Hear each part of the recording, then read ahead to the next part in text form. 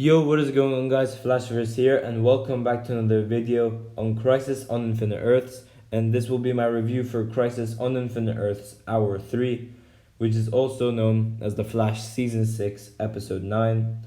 Also, the last episode before the long month break. And then Hour 4 and Hour 5 air on the same day, January 14th. But before I do my review, however, you guys don't forget to leave a like on the video and subscribe to the channel so you guys are aware of more Arrowverse content coming your way. And spoiler alert for those who haven't watched the episode. I don't know why you guys didn't watch the episode, but yeah, anyways, spoiler alert just in case you guys didn't watch it, because I will be covering some massive spoilers that you guys wouldn't want to hear from me. So click off this video, go watch the episode, and come back. But for those who have watched the episode, then you are welcome to stay, or those who just don't care about spoilers, then you are also welcome to stay. And here is my review for Crisis on Infinite Earths Hour 3. But one thing I would just like to say, like, holy crap, what on earth was that ending? It was absolutely shocking, but yeah, it just sucks having to wait for like a month after like this ending happened. But anyways, on to my review. So this episode kicks off with this Huntress character in Earth 203 running away from an antimatter wave which is hitting this place called New Gotham. And we hear her talking to Oracle, which was very cool. But then we have this wave of antimatter which hits Huntress alongside Earth 203 as well, which also gets destroyed. Now, although I've never watched this Birds of Prey show before, I have to say the music is pretty catchy. Now, we had the Flash characters appear, obviously because it's a Flash episode, so Team Flash appears. So we have like Cisco appear, we have Ralph appear, and we have Caitlin appear. Now, Ralph is obviously surprised because like he's seeing the Wave Rider for the very first time, and this is obviously like his like first proper crossover that he's having. Now, they're trying to bring more people who are endangered and move them to Earth 1, and we also find out that the remaining Paragons are Martian Manhunter, and he is the Paragon of Honor, and also Barry Allen, aka The Flash, who is the Paragon of Love. So then Iris goes to Ivytown to locate the last Paragon, the seventh Paragon, who is the Paragon of Humanity, and that Paragon is Ryan Choi. And also Ray Palmer and Ralph Dibny tag along with her as well. Now, we did see Diggle like really pissed in this episode because obviously due to the fact that he didn't know that Oliver was dead, and like out of nowhere he just found out that Oliver was dead. And not just that, but then Lila has gone missing as well, and then the Monitor is predicting that she has been lost and gone to the Anti-Monitor. Now, the Monitor gives Cisco's powers back, and Cisco becomes Vibe once again. Now, Cisco doesn't want them back. He says, I gave them up for a reason, things like that. But then the Monitor says something like, you still have a part to play. And then the Monitor gives Cisco's powers back, and Cisco becomes Vibe once again. Now, the Flash, Vibe, and Killer Frost go to Pariah's underground basement, and we find out that the main source of antimatter is located over there. Now, this is where they are like properly introduced to Pariah, and we find out that his memories have been like wiped out. Like his memories have been wiped out, so he doesn't remember that he's been Nash Wells before, but Cisco can still obviously vibe him, which is why he was given his powers back. Now, we also see the Earth 90s Flash in the treadmill as well, which is cool. Now, we find out that the Earth 90s Flash was recruited by the Anti-Monitor after what happened to him during Elseworlds, and he's using Earth 90s Flash to power his antimatter cannon. Now, they get Earth 90s Flash off the treadmill eventually, but the thing is that now the Earth will get destroyed a lot faster now that someone has went off it. Now we then see Iris, Ray, and Ralph Dibny finding Ryan Choi, and he gets recruited by Iris. Now Iris does give him like a nice speech on like why he should do this and leave his family for like a while. Now, one really cool thing is that Ryan Choi is a massive fan of Ray Palmer, and this is obviously to set up the thing that massive part that Ryan Choi will play on later is that when Ryan Choi becomes the Atom after something happens to Ray Palmer. Now, I'm not sure if that will be during Crisis, but yeah, we just have to wait and see, I guess. But he might join the Legends. He might. I'm not really sure, but yeah, whatever. Now we had Supergirl and Batwoman. We had that thing as well. And Kate is just trying to stop Kara from using the Book of Destiny, which then they don't end up using. Now Batwoman does also have like kryptonite that she stole from Bruce Wayne as well, just in case things don't go as planned for her. Now we see Black Lightning appear as well. Now we find out that Pariah was the one who brought Black Lightning to Earth 1, and Black Lightning's family and everything, his Earth has been destroyed, and he's been brought to Earth 1 so you can like absorb or like take in the energy of the antimatter cannon so they can destroy it. Now we see Barry Allen then say a goodbye to Cisco and Caitlin as he's ready to make his ultimate sacrifice to destroy the thing and save the multiverse. And it was pretty emotional, but it was nowhere near comic accurate.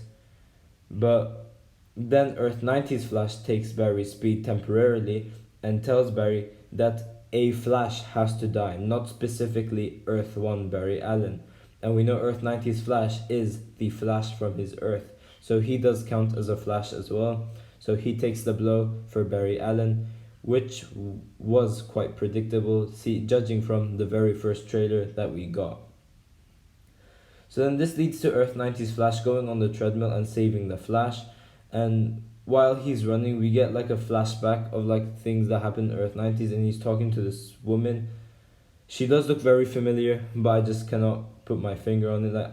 I don't know who it is, but she does look very familiar. Now the big holy crap moment was with Oliver and like with was the Oliver story arc for this episode, for me at least. So like we see Constantine, Mia, and Diggle go to Earth 666, and Constantine goes to Lux, which is Lucifer Morningstar's bar, if you want to call it. They find Lucifer Morningstar, and Lucifer Morningstar, as horny as always, starts flirting with Mia. And one interesting thing we find out is that Lucifer owes Constantine because he did something for Maze, which was pretty cool. But then Lucifer ends up like giving them a card, which leads them to Purgatory, which is Lian Yu, and they find Oliver's soul, pretty much. Now we see Oliver get his like, like his soul restored, as like Diggle does like do some like talk with him, and then Oliver just lets Mia go and just like John. But then we encounter the Spectre. Now the Spectre shows up, and then he wants Oliver to become the new Spectre, and he needs to like accept his fate, and this is his destiny to do so. So Oliver chooses to become the Spectre rather than going back to his Oliver Queen body, which I don't really know what to say about this, because I really do want to see Oliver Queen become the Green Arrow one last time at least before the show ends, or just like permanently become the Green Arrow if he doesn't die. But seeing him as the Spectre was still very, very cool. Now Oliver becoming the Spectre was actually like hinted towards like throughout season 8 from the intro monologue that he normally does. Now I like recently noticed this, and I will share it with you guys. So his intro monologue is as followed. My name is Oliver Queen. For 7 years I have fought with only one goal, to save my city, but a new threat has emerged, a danger so severe it has forced me to leave my family in order to face it. Now listen to this. But it won't be enough for me to just be the Green Arrow. To prevent the crisis that's coming, I have to become someone else. I have to become something else. Now, from this scene, that someone else, something else, is obviously the Spectre. Now, I don't know what's gonna go on after this. Will Oliver like go back to his like normal body after he becomes the Spectre? Like after whatever happens and becomes Oliver Queen, the Green Arrow again, or will he just stick to the Spectre and become the Spectre and like stay in purgatory forever, which could link to like where Felicity went. Like she may have went to purgatory with the Monitor. I'm not really sure, but yeah, whatever. But I really, really do hope Oliver becomes the Green Arrow after the Spectre story arc that he's doing. Now we had more scenes between Barry and Jefferson Pierce, which was really cool. Now we also see like this. We also get the scene where like all the Paragons are gathered, which was really cool. But then Harbinger shows up and she claims that like she was an Earth One, but she doesn't remember how. Now Barry notices that like this isn't Lila, and then this leads to this like holy crap moment where Lila betrays the heroes. Well, she's being controlled by the Anti-Monitor, so it's not technically that she betrays the heroes. But anyways, I'm just gonna say that she did. Harbinger betrays the heroes and kills the Monitor and consumes his power, which was a very big shock.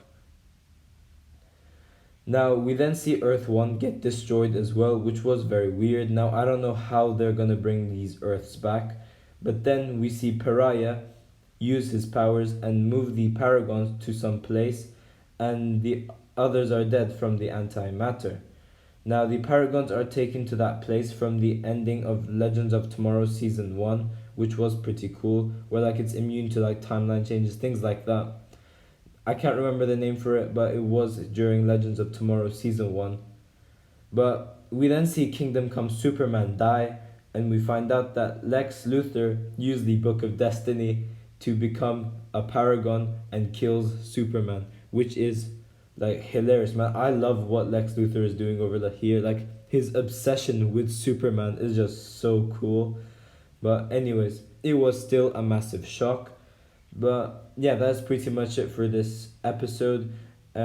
Overall, this episode was the best episode out of all 3 episodes so far. I really seem to enjoy it. So I will give this episode a 10 out of 10 again. And who is my highlight character? Well, again, I don't really have a highlight character for this episode, so I'm just gonna skip that. But yeah, it was still a very good episode. Yeah, thanks for watching, guys. So if you've enjoyed the video, please give a like and subscribe. Tell me in the comment section down below what your favorite thing is from this episode. Yeah, I will see you in my next video.